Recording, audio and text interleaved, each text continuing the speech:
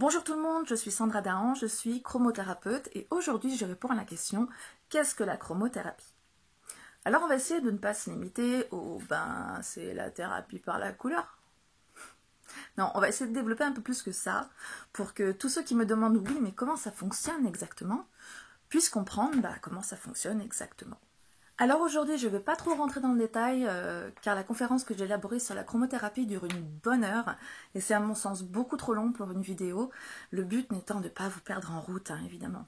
Donc je vais développer les points qui me semblent essentiels et puis pour le reste, il y aura d'autres vidéos qui viendront compléter certains points, je les dirai au fur et à mesure, comme les origines historiques, scientifiques de la chromothérapie, les études aussi qui ont pu être menées à ce sujet. Et puis si vous avez des demandes concernant des vidéos que vous voudriez que je fasse, n'hésitez pas à me faire part de vos idées, surtout, tout est bon à prendre. Alors, qu'est-ce que la chromothérapie? Eh bien, c'est une pratique énergétique qui vise à résoudre les déséquilibres qui sont responsables des troubles de santé persistants et des douleurs persistantes. Donc, les mots-clés, c'est énergétique, déséquilibre et persistant. Alors, la question qu'on me pose toujours en premier, c'est qu'est-ce que ça soigne? Pour répondre à cette question, il faut comprendre qu'en chromothérapie, on n'est pas dans un schéma « j'ai mal à la tête, je vais prendre du paracétamol et puis ça va passer ». Non, on est plutôt dans un schéma « pourquoi j'ai mal à la tête ?» C'est en fait une pratique qui va accorder de l'importance beaucoup plus aux causes qu'aux symptômes. Parce que le paracétamol, c'est bien si ça fait effet et que le mal de tête ne revient pas. Mais si le mal de tête revient encore et encore malgré les traitements, qu'est-ce qu'on fait? Alors on parle de mal de tête, mais il peut s'agir d'un mal de dos, de problèmes de peau, de circulation, d'angoisse, de stress, d'anxiété, de dépression, etc. Le champ il est très très large en fait. Il va surtout s'agir de symptômes qui sont récurrents et de l'origine des symptômes aussi. Car en chromothérapie, on considère que si tous ces symptômes reviennent, c'est qu'ils résultent d'une cause plus profonde qu'il va trouver et résoudre. Et en résolvant la cause du problème, on élimine en toute logique les conséquences de ce problème, donc les symptômes. Alors d'où viennent les symptômes qui sont récurrents? Ils viennent de déséquilibres que nous avons accumulés à force de compenser. Comme nous sommes tous constitués d'énergie, j'aime bien utiliser ce petit schéma pour expliquer ce phénomène de compensation qui crée les déséquilibres. Imaginons que nous sommes constitués de plusieurs jauges, de plusieurs piles ou de batteries, de la même manière que nous sommes constitués de plusieurs organes, de plusieurs points d'énergie, de plusieurs méridiens. Donc au départ, le point de départ dépendant des croyances, ça peut être la naissance ou un peu avant. Donc au départ, tout est équilibré, car la nature a une tendance à l'équilibre. Et puis au fur et à mesure que nous cheminons, on va tirer un peu par là, on va tirer un peu par-ci, on va remplir certaines jauges de trop, et c'est là où vous vous sentez prêt à exploser, et puis on va en vider d'autres, de trop, c'est là où vous vous sentez lessivé. Mais tout ça à force de compenser. Alors comment ça se passe? Je vais vous donner différents exemples de compensation que l'on peut tous connaître, et vous allez comprendre. Vous allez voir comment on accumule, comme ça, tout plein de petites choses. Donc je vais commencer par un exemple qui me concerne, puisqu'il s'agit d'un genou cassé. Donc imaginez-vous un genou cassé ou une entorse à la cheville droite. Donc on va être soigné, évidemment, on va être pris en charge plus ou moins rapidement, on va subir quelques examens, on va peut-être se faire opérer, et puis pourquoi pas être rééduqué. En tout cas, on va être immobilisé un certain temps, pendant lequel on va bien s'appliquer à soigner votre genou ou votre cheville droite. Mais le reste? Et le reste, c'est quoi? C'est ce penchement qu'on a eu à gauche pendant un certain temps pour compenser la douleur qui était à droite pendant plusieurs semaines. Le reste, c'est les boitements qu'on a eu parce qu'on avait trop mal pour s'appuyer sur le côté droit. Le reste, c'est la mauvaise posture qu'on a adoptée pour marcher avec des béquilles, là, comme ça. Vous conviendrez que c'est pas très naturel comme position.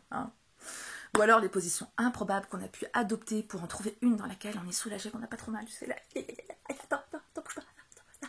Là, c'est bon.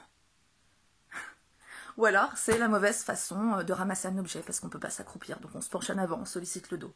Et j'en passe. Et tous ces dommages collatéraux, en quelque sorte, pour un seul événement.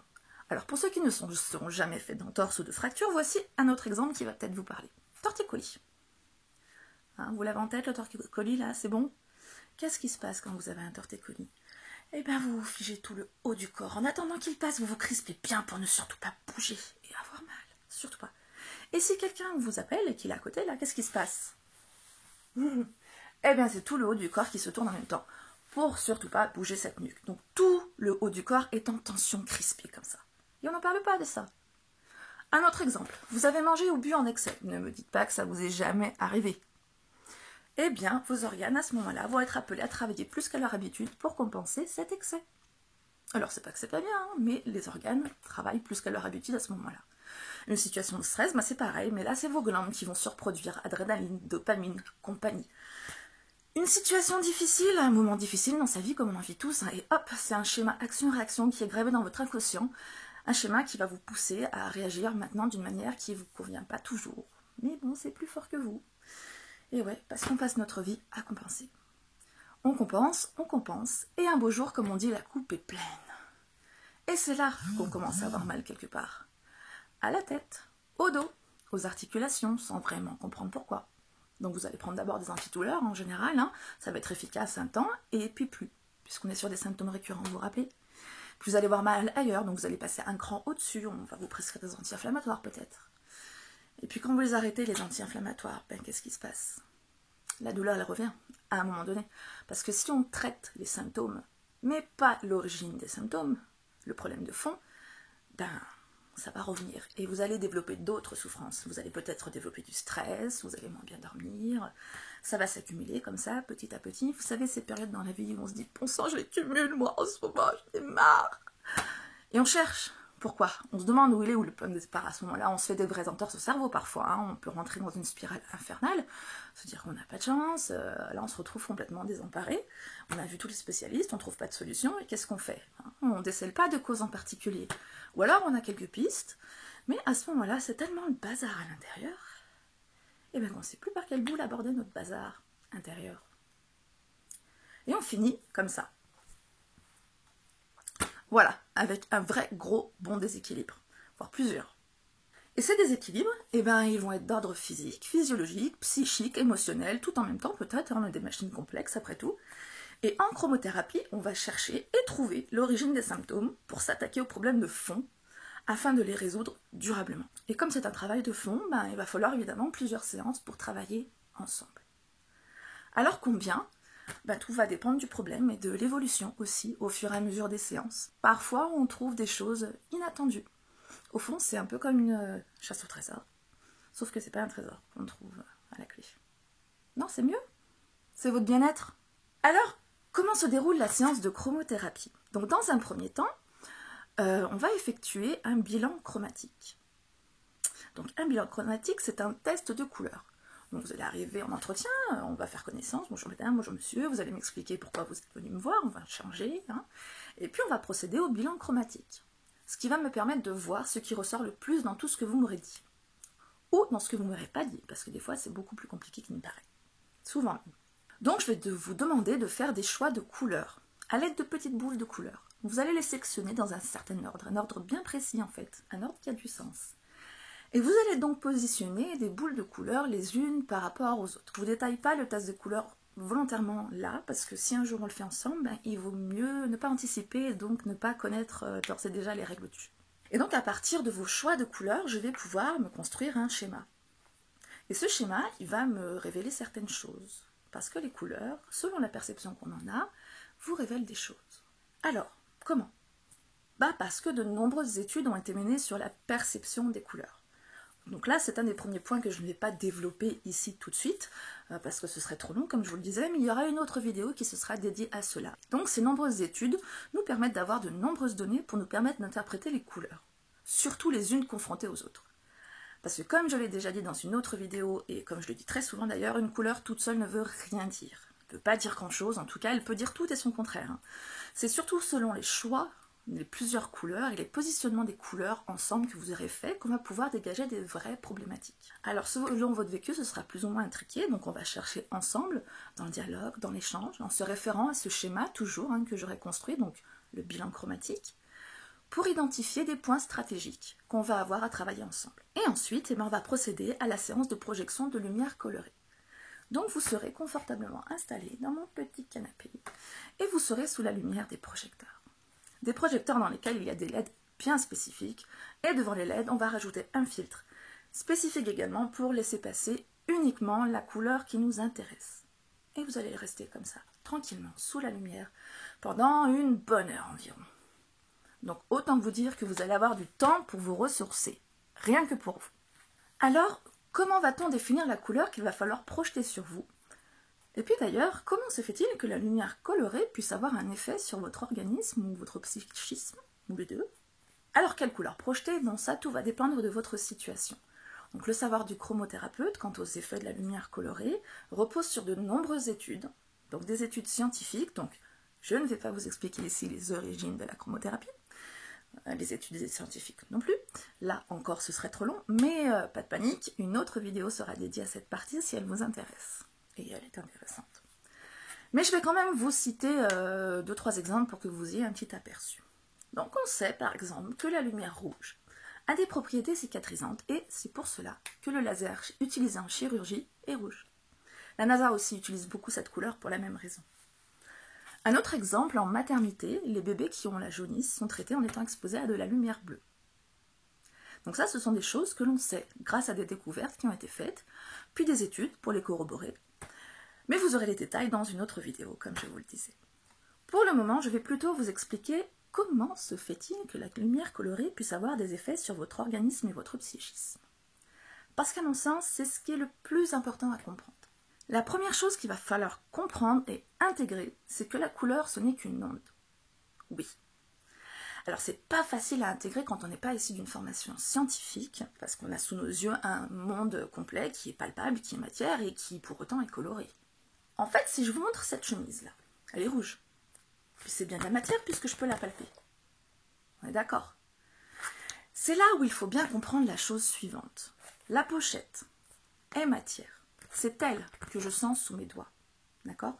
Mais ce n'est pas la couleur que je sens sous mes doigts. D'accord aussi? La couleur, c'est quelque chose que je vois. Je ne la sens pas, la couleur, sous mes doigts quand je touche la pochette. Hein? La couleur, je la vois parce que mon œil capte une onde et la traduit à mon cerveau en termes de couleur. Alors le procédé détaillé s'explique par la science physique. Des cours y sont consacrés en physique-chimie au lycée dans la branche scientifique, donc je ne vais pas y détailler maintenant, encore une fois. Vous pouvez trouver des vidéos facilement pour avoir plus d'explications. J'en ai d'ailleurs partagé une sur ma page Facebook.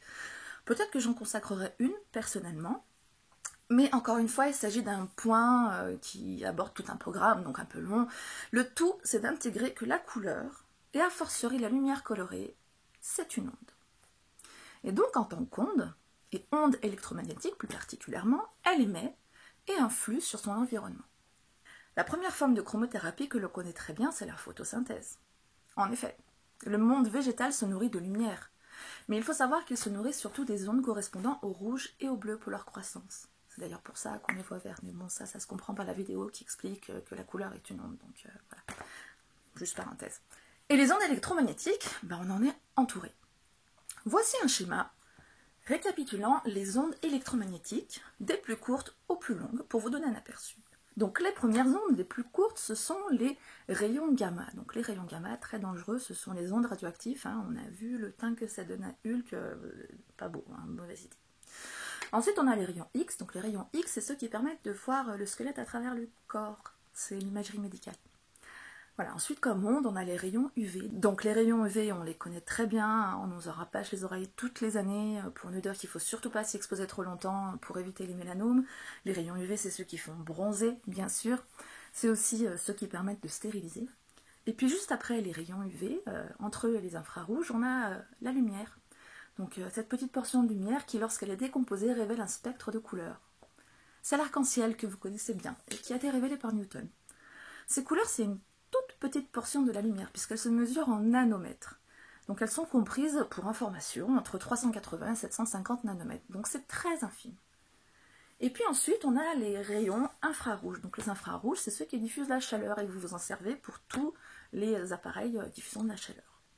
Puis les autres ondes que vous avez, ce sont les micro-ondes. Donc les micro-ondes, vous les connaissez très bien pour le four du même nom, c'est celles qui vont venir capter les molécules d'humidité dans votre nourriture pour la chauffer. Et puis elles sont utilisées aussi pour le Wi-Fi. Puis ensuite viennent les longues ondes, donc les ondes de fréquence radio, télé, ce qui vous permet de capter tout ça. Voilà, donc toutes les ondes qu'on a sous les yeux avec ce schéma produisent des effets. Hein, on les connaît maintenant. Mais cette toute petite portion qui est au milieu, qui correspond à la couleur, elle n'en aurait pas? Ben si. D'autant que nous sommes constitués nous-mêmes d'énergie. La science l'a largement prouvé et le mesure tous les jours en médecine, dans l'être humain, grâce aux électrocardiogrammes, aux électroencéphalogrammes, aux électromyocardiogrames. On sait que nos connexions nerveuses sont de mini-décharges d'électricité. Et d'ailleurs, c'est pour comprendre l'énergie, qui constitue la majeure partie de notre univers, qu'est née la physique quantique avec des grands noms de prix Nobel comme Einstein, Bohr, Heisenberg, Planck, pour ne citer que. Donc, on sait que la lumière colorée a des effets et on sait qu'on peut l'utiliser pour modifier la structure énergétique des corps. Donc, on s'en sert. Et c'est ce procédé qu'on va utiliser en chromothérapie. Grâce à la lumière colorée, nous allons pouvoir solutionner des déséquilibres énergétiques. Ces déséquilibres dont on a expliqué qu'ils sont cause de souffrances persistantes et de troubles de santé persistants.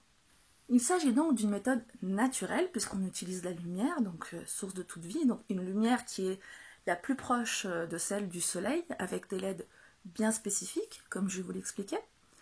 Il s'agit aussi d'une méthode qui va ne nécessiter aucune manipulation, puisque je vous disais qu'on va simplement rester sous la lumière des projecteurs. Et puis c'est une méthode qui est sans danger, surtout, puisque le pire qui puisse arriver, c'est l'équivalent de charger une batterie qui est déjà pleine, donc rien. Et c'est une méthode qui est personnalisée, car comme je vous l'ai dit, une couleur seule ne veut rien dire. Elle est signifiante dans le test de couleur dont je vous ai parlé, le bilan chromatique, donc en fonction des choix qui sont propres à chacun, des choix singuliers. Et c'est cette singularité qui est passionnante, non? Voilà, j'espère vous avoir éclairé sur la chromothérapie et comment cette pratique fonctionne. Si vous avez des questions, n'hésitez pas à les poster en commentaire. N'hésitez pas à me dire ce que vous pensez de la vidéo et de la chromothérapie en commentaire, à me dire ce que vous pensez, tout simplement. Comme je vous l'ai dit, d'autres vidéos viendront développer certains points, donc notamment sur la perception des couleurs, les études qui ont été faites, également sur les origines scientifiques et historiques de la chromothérapie. Si vous êtes demandeur de certaines vidéos, si vous avez des idées, n'hésitez pas à me le faire savoir, hein, vous êtes ma plus belle source d'inspiration, sachez-le. Pensez s'il vous plaît à cliquer sur le petit pouce en l'air si vous avez aimé la vidéo, et puis pourquoi pas vous abonner, ça m'aide beaucoup. Et n'oubliez pas que voir la vie en couleur, c'est le secret du bonheur.